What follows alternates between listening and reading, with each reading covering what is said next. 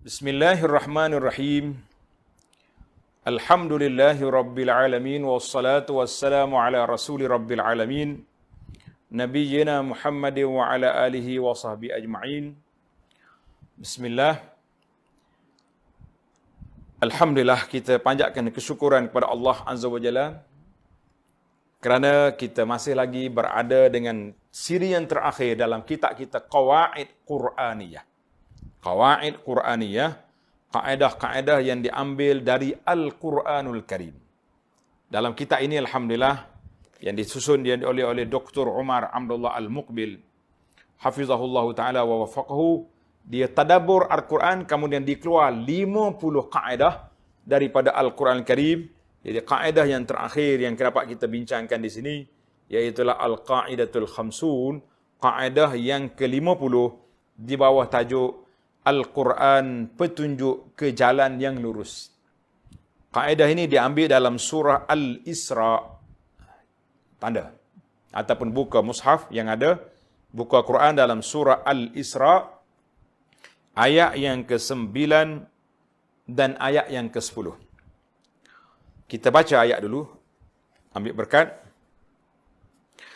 أعوذ بالله السميع العليم من الشيطان الرجيم إن هذا القرآن يهدي للتي هي أقوم ويبشر المؤمنين الذين يعملون الصالحات أن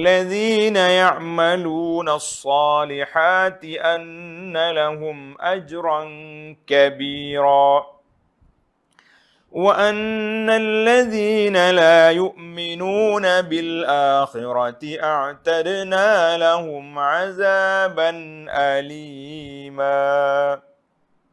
Surah Al-Isra ayat 9 dan ayat 10. Maksud dianya, sesungguhnya Al-Quran ini memberi petunjuk ke jalan yang paling lurus dan memberi khabar gembira kepada orang mukmin yang mengerjakan kebajikan bahawa mereka akan mendapat pahala yang besar, dan bahawa orang yang tidak beriman kepada kehidupan akhirat kami sediakan bagi mereka azab yang pedih. Jadi kita nak dalam ayat ini, inna hadzal Qur'an yahdi lillati hiya aqwam. Quran ini fungsi dia, kerja dianya apa dia? Membawa petunjuk, memimpin manusia ke jalan yang teguh, jalan yang lurus, jalan yang mantap. Kata di Tuan Syekh, dia kata kita akhiri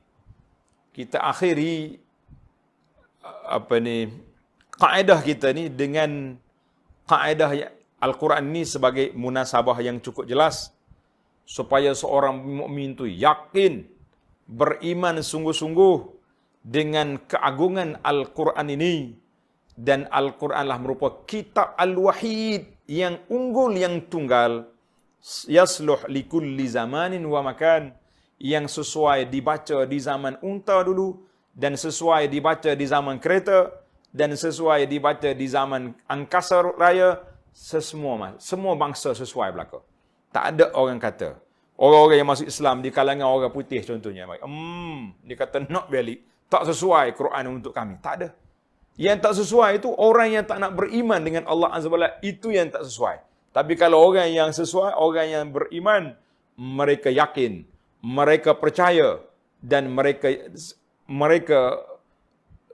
pasrah bahawa Al-Quran itu mesti ditunduk, mesti kita kena ikut peraturan-peraturan dan tunduk kepada arahan Allah Azza wa Jalla yang terkandung di dalamnya. Masya Allah, tabarakallah.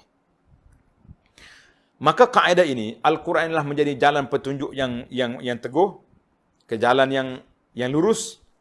Kata di Qatadah rahimahullah ta'ala, ketika menghuraikan ayat ini, suratul Isra ini, inna hadzal Qur'an, sesungguhnya Quran ini menunjukkan, memimpin kamu ala da'ikum wa dawaikum, membongkar kepada kamu penyakit-penyakit kamu, Dan dia juga membawa kepada kamu penawar-penawar untuk menyelamatkan kamu. Kita dua ya atas dunia ni. Sama ada penyakit ataupun penawar. Hari ni bila mari penyakit, COVID mari, para ahli perubatan sibuk duk mencari penawar apakah yang boleh menyelesaikan masalah ini. Yang boleh menyelesaikan masalah ini. Kata di Qatadah, tanda tuan-tuan, para penonton sekalian tanda. Fa amma da'ukum, jumpa dah cari. Adapun penyakit-penyakit kamu yang merusakkan kehidupan kamu, yang menghilangkan ketenangan kamu, apa dia? Az-zunub wal khataya, dosa-dosa dan juga kesalahan-kesalahan yang kamu lakukan terhadap Allah Azza wa Jalla. Wa amma dawa'ukum, adapun ubat penawarnya, apa yang kita nak? Falistighfar, iaitulah istighfar. Kita minta ampun dengan Allah, kita bertaubat kepada Allah Azza wa Jalla sentiasa, maka itu namanya dawa, itu namanya ubat. Jadi penyakitnya dosa, penawarnya istighfar, minta ampun, bertaubat kepada Allah Azza wa Jalla. Jadi tafsir daripada imam yang besar ini menunjukkan bahawa semua ubat-ubat penyakit atas dunia ini duduk di mana? Duduk di Al-Quranul Karim. Cuma kita dengan Quran macam mana? Karena itulah kata ulama, ada kata-kata yang diriwayat daripada Sayyidina Uthman radhiyallahu anhu, Inna Allah nazala bil Quran atau nazagha bil Quran bis sultan. Allah SWT turun dengan kuasa pemerintah itu lebih kuat daripada kuasa Al-Quran. Al-Quran ini sudah ada di tangan kita. Semua orang duk baca. Semua kita duk musabakah. Judi haram, arak haram, riba haram. Tapi berlambak. Kan? Kadang-kadang kita musabakah di mana? Di dewan besar-besar. Kita musabakah dewan ni. Dewan sebelah tu orang duk minum arak. Contoh.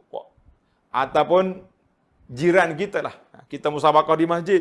Sebelah masjid tak jauh daripada tempat kita, tempat bar orang yang duduk buat maksiat. Tapi tak ada apa. Quran didengari. Maka sebab itulah kadang-kadang Allah Ta'ala turun dengan kuasa sultan, kuasa pemerintah itu lebih kuat. Saya tidak gembira dengan apa yang berlaku. Dan sentiasa berdoa kepada Allah Subhanahu Wa Ta'ala supaya bencana COVID ini Allah Ta'ala hilangkan secepat mungkin, sesegera yang mungkin insya-Allah. Tapi ada sebahagian pendakwah, saya tengok ceramah dia ataupun khutbah dia, dia boleh buat tajuk syukran corona. Maknanya terima kasih corona. Saya tengok tajuk ni, kata pelik ni. Apa main terima kasihnya corona ni, orang semua takut dia ni. Dia kata, ya corona, dengan sebab mu mari, orang tak nampak apa mu. Kecil, halus sangat. Tapi dengan sebabmu datang, Masya Allah, Tabarakallah, tempat-tempat perjudian ditutup, tempat pelacuran ditutup, tempat maksiat ditutup, tempat-tempat benda-benda yang tidak baik ditutup, semuanya tak mampu ditutup oleh pemimpin-pemimpin dalam beberapa banyak negara-negara Islam, tak mampu nak tutup, tapi corona boleh menutupnya. Kita kata Masya Allah, Tabarakallah. Ini mimbabil muhasabah. Itu Allah Ta'ala bawa mai kecil. Semua benda tutup. Dunia sunyi sepi, kan? Ada beberapa tempat tak ada orang, tak berani nak keluar. Pemerintah, pemimpin mereka, penguasa-penguasa mereka dengan begitu orang panggil buat tindakan yang begitu syadid. Keluar aja tangkap. Tempat kita ni masih lagilah bertoleransi itu lebih tinggi. Maka dengan mari penyakit ini, banyak tempat-tempat maksiat ditutup. Oh, timbul lagi soalan, dia kata, Ustaz, tempat maksiat tutup, tak apalah, kita orang yang baik-baik ni bergembira lah. Kan? Tak ada orang minum arak, tak ada orang mabuk, tak ada orang berjudi, tak ada ni. Tapi masjid tutup juga, kenapa? Masya Allah, Tabarakallah. Jawab di Tuan Syekh tadi. Dia kata masjid tutup itu pun dengan sebab kamu juga. Waktu aku buka, kamu tak datang. Yang datangnya, Masya Allah, Tabarakallah, adalah pakcik-pakcik, beberapa orang pemuda pergi masjid. Masjidnya besar, boleh muat 3-4 ribu. Tapi yang solat berjemaah mungkin 30 orang ataupun 50 tak sampai. Sekarang ini Allah tutup masjid pada kamu. Supaya yang lain-lain, yang beriman, sedar bahawa ini Allah Ta'ala nak beri peringatan kepada kita bahawa aku tutup masjid supaya kamu rindu ke masjid, supaya kamu lepas pada ni bila masjid dibuka, semacam solat subuh yang pertama dibuka selepas PKP ni, kan? Kita nak tengok solat subuh yang pertama seperti solat Jumaat pada hari lain, insya-Allah. Barulah kita terasa bahawa Allah nak jentik kita supaya kita sedar. Kan? Kita kata, ya Allah, angkatkanlah corona ini daripada kami. Saya tak nak kata syukran ya corona, tapi saya nak kata, ya Allah, angkatkan corona. Cuma mimbabil muhasabah. Ada orang sebut sedemikian, kadang-kadang kita terfikir juga, Masya Allah, tabarakallah. Kaedah ini, inna hadzal Quran yahdi allati hiya aqwam. Seorang Syekh Al-Jalil di Masjid Nabawi Syarif, nama dia Syekh Muhammadul Amin Asy-Syanqiti rahimahullah taala, dalam dia tafsir ayat ini dalam kitabnya Adwaul Bayan. Adwaul Bayan. Dia syarah ayat ini saja lebih kurang 60 muka surat. 60 muka surat. Kemudian ada satu muhadarah dia tentang Islam yang sempurna. Al-Islam din kamil. Islam yang sempurna, alhamdulillah, buku itu saya dah terjemahkan. Tajuk dia di bawah tajuk Islam agama yang sempurna, diterbit oleh Telaga Biru. Cuma saya tak tahu sekarang ini Telaga Biru keluar lagi ataupun buku itu dihentikan penerbitannya buat seketika. Tapi menarik, Islam agama sempurna dihuraikan oleh Syekh Muhammadul Amin Asy-Syanqiti rahimahullahu taala dalam tafsir dia Adwaul Bayan. Bukan semua orang boleh baca. Tinggi perbahasannya. Ada terjemahan dengan bahasa Indonesia, ada orang duk jual. Saya kata jangan jual ke orang ramai, naya. Tafsir ini bukan untuk dibaca secara umum, tapi mestilah orang yang baca, orang yang pakar dalam bidang-bidang tafsir ataupun talibul ilmi fi tafsir baru boleh baca. Baiklah. Apa yang kita boleh huraikan di dalam ayat-ayat ini? Kita nak baca 60 muka surat panjang, tapi kita ambil beberapa muktatafat, beberapa petikan supaya kita boleh memahami bahawa al-hidayah, hidayat yang dibawa oleh Al-Quran itu ke jalan yang lurus, ke jalan yang teguh ini, apa dia? Yang pertama, tuan-tuan tanda yang pertama, innahu yahdi lillati hiya aqwam. Al-Quran ini membawa kita ke jalan yang lurus, ke jalan yang benar, jalan yang teguh ini. Yang pertama, fi dhabtit tawazun, untuk meletakkan perimbangan yang cukup mantap di antara zahir dan batin manusia, di antara perasaan dan akhlak manusia, di antara akidah dan amal. Maknanya Al-Quran ni kerja dianya mizanul adli, meletakkan suatu neraca pertimbangan yang cukup mantap. Contohnya, Allah suruh kita beribadat. Nabi SAW telah tunjuk kepada kita cara-cara ibadat dia sampai bengkak kaki. Tapi bila mari 3 orang pemuda siasat rumah Nabi SAW, tengok-tengok apa Nabi buat di rumah. 3 orang ni, 3 pemuda buat satu keputusan yang berbeza. Yang seorang tu kata, aku tak nak kahwin, nak ibadat terus. Yang kedua kata, aku tak nak tidur malam, nak tahajud, nak qiyamul lail. Yang seorang tu kata, aku tak nak makan siang, nak puasa terus. Pada zahirnya, para penonton sekalian, kalau kita tengok pada zahir, seronok kita. Oi, Masya Allah, pemuda-pemuda yang mantap imannya. Boleh takbir kita, kan? Tapi Nabi SAW tidak. Nabi tahu jiwa manusia, ada fitrah manusia. Maka Nabi kata, ma balu aqwam. Apalah ada di antara kamu ni yang bercakap semikian? Nabi kata, aku ni orang yang paling takut pada Allah. Orang yang paling takwa kepada Allah Azza wa Jalla. Aku berpuasa dan aku buka puasa. Aku berqiyam malam dan aku tidur. Wa atazawwajun nisa, aku kahwin dengan isteri-isteriku. Jadi kamu tak nak kahwin, yang ni kata tak nak makan, yang ni kata tak nak tidur, Nabi kata itu menyalahi adab, menyalahi tabiat manusia, maka itu dia panggil tidak tawazun. Jadi alhamdulillah, Islam dinul fitrah. Islam ini agama fitrah. Al-Quran mendidik kita zahir dengan batin seimbang. zahir dan batin, seimbang. Karena itu tadi saya sudah tunjuk kitab. Di antara kitab seimbang yang kita kena belajar, kita yang orang-orang baru nak mengaji tasawuf ni, saya syorkan kepada kitab, ni penawar bagi hati ini, sudah memadai bagi kita. Tak puas hati Ustaz, tak ada martabat tu martabat ni. Tak sedap cakap martabat lah. Martabat tinggi-tinggi. Ada seorang tuan syekh dia mengajar kitab martabat 7 ke martabat 8. Habis-habis kuliah anak murid tanya, Tuan Syekh kita ni martabat mana sekarang? Tuan Syekh senyum. Dia kata kamu dia boleh makan martabat je. Kenapa? Anak murid dia macam nak marah. Habis kitab ni takkan tak ada naik martabat. Dia kata aku tengok musolat sunat 2 rakaat tu je daripada dulu sampai hari ni khatam kitab pun tak tambah-tambah. Macam mana naik martabat? Masya-Allah tabarakallah. Buah besar macam-macam. Tak ngaji kitab tasawuf. Kilik kitab tasawuf ke main. Cakap tu gak sunah gonyang gigi. Lepas-lepas tak ada orang duduk isap rokok. Ni apa tasawuf macam ni? Kita kata tidak tawazun dalam masalah ini. Jadi para jemaah sekalian. Yang kedua, wa yahdi lillati hiya aqwam fi 'alamil ibadah. Masya-Allah tabarakallah. Al-Quran telah menjadi petunjuk dalam bab ibadat. Allah Subhanahu wa taala ajar kepada kita di antara taklif dan taqah, kemampuan manusia, Allah Ta'ala tidak beri kita lebih daripada yang kita mampu. Sebagaimana ayat yang kita baca, la yukallifullahu nafsan illa wus'aha. Allah tak beratkan kita kecuali setakat kita mampu. Nabi SAW juga dalam hadis yang sahih yang telah kita baca dalam beberapa siri yang lepas, iza amartukum bi amrin fa'tu minhu mastata'tum. Kalau aku suruh membuat benda-benda, kamu buat setakat mana yang kamu mampu. Jadi Nabi kita tak pasal.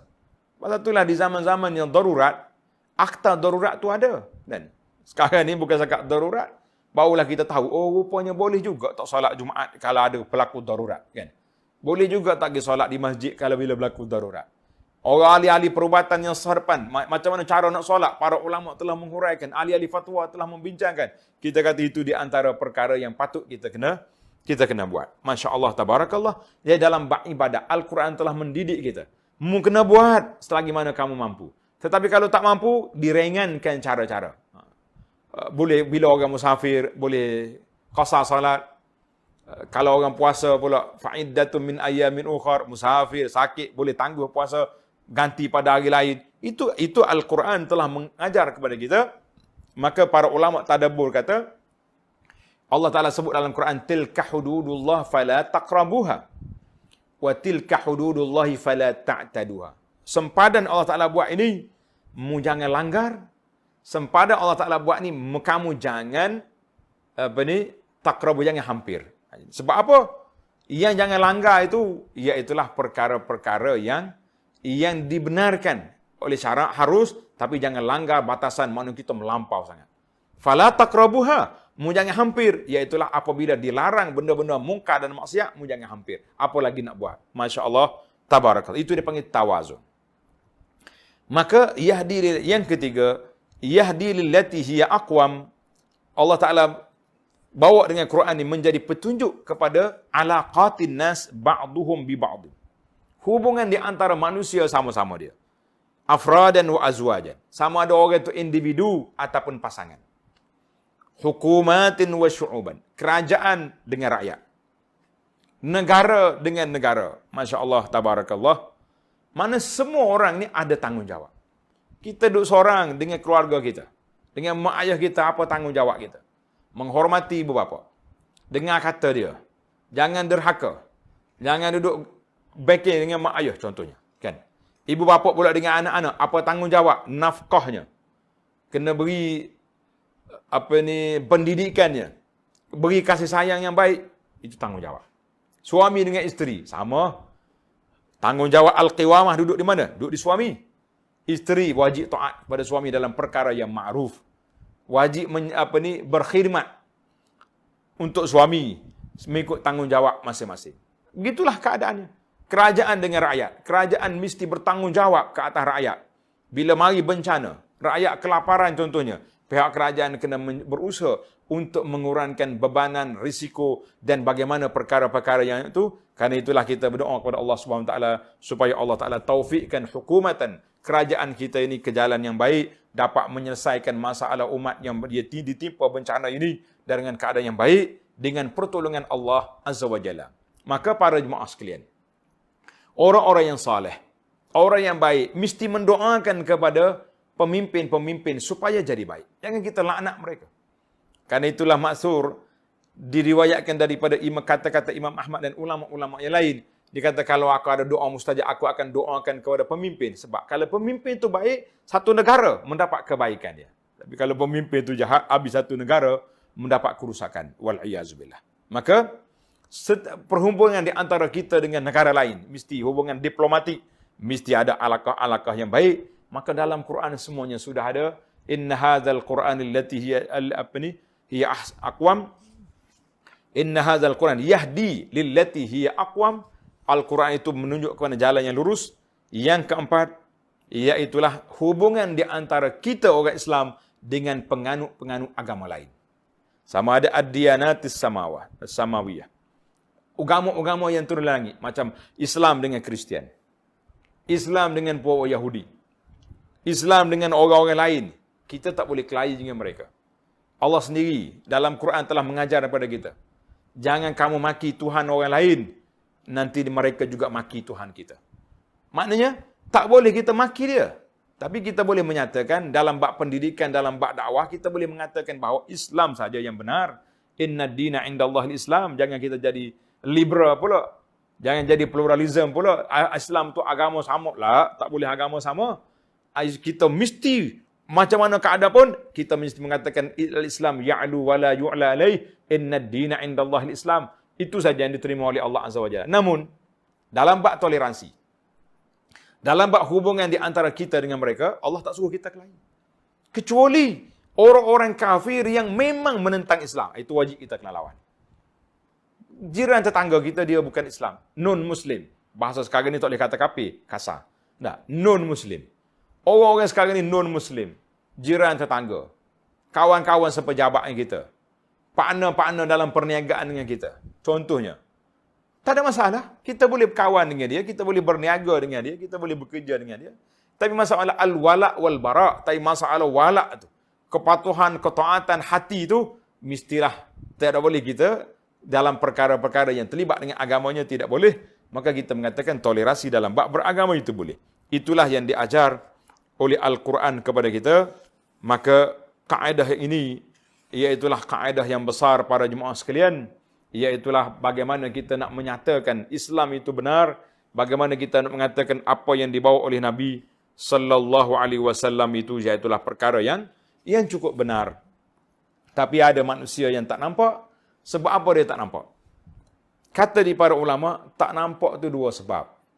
Yang pertama, dia tak nampak sebab dia jahil. Yang ini lebih mudah. Kita boleh hajar dia.